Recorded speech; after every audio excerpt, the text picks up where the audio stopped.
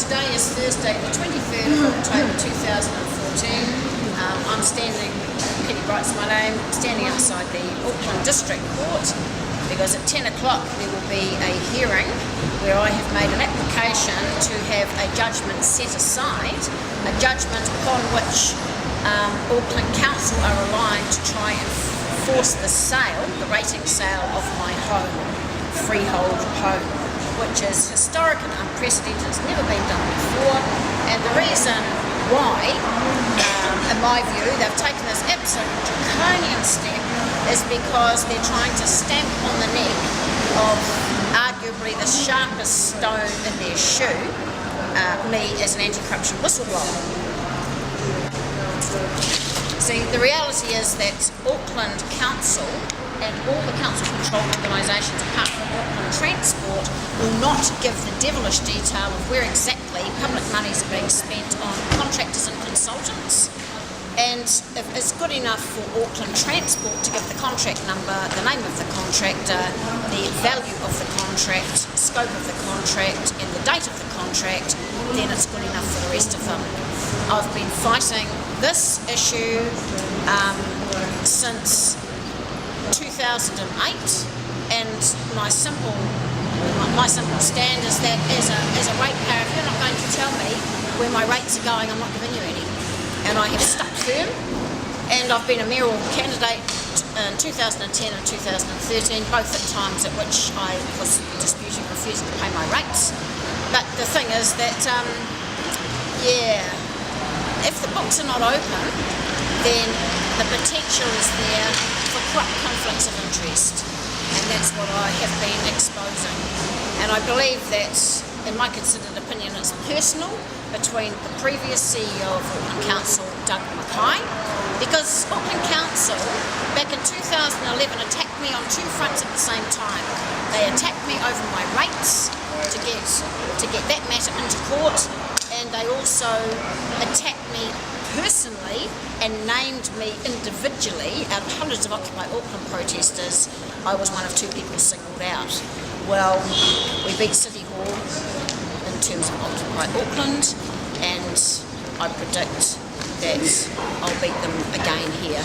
Back in the bad old days of Auckland City Council, they triggered my arrest 22 times when they unlawfully denied me speaking rights, and also when they tried to have public matters under confidential, and I would refuse to leave the room. So out of 22 arrests, it ended up 21-1 to me. So, and I'm not a lawyer.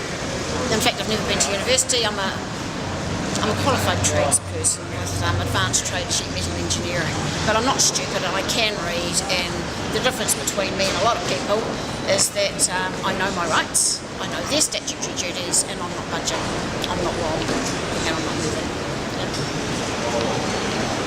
In fact, the very same day, the 6th of March 2013, the date that Justice Ellis in the High Court, she granted our Occupy Auckland appeal, was the very same day that behind closed doors Auckland Council come up with this rating sale policy of freehold homes. But Auckland Council seems to say, replied to us, that they're willing to do a deal with you.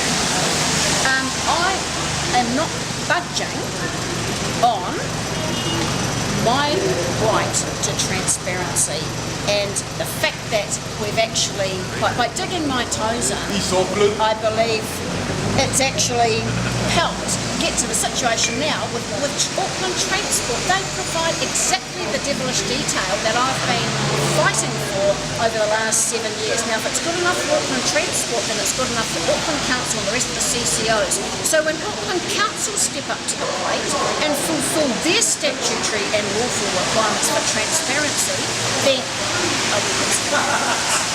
Will you back pay the ones that you owe, or will you just start All the crap that I've been through from Auckland Council, the fact that I am a self-funded, effectively private ombudsman, the only reason why I choose to do what I do is in an absolute absence of any of the statutory party, third-party public watchdogs doing their job, and they get millions.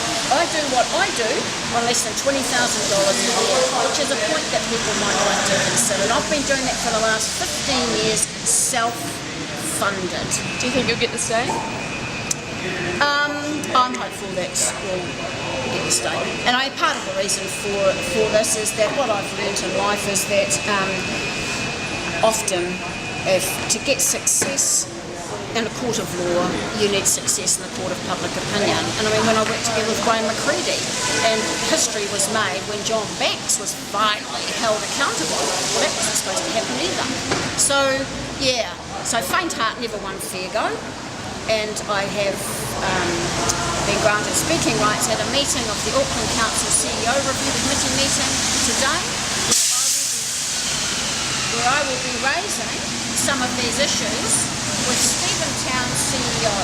He is the one that had the only one with the power to initiate proceedings for the rating sale. He started it. He can and should stop it.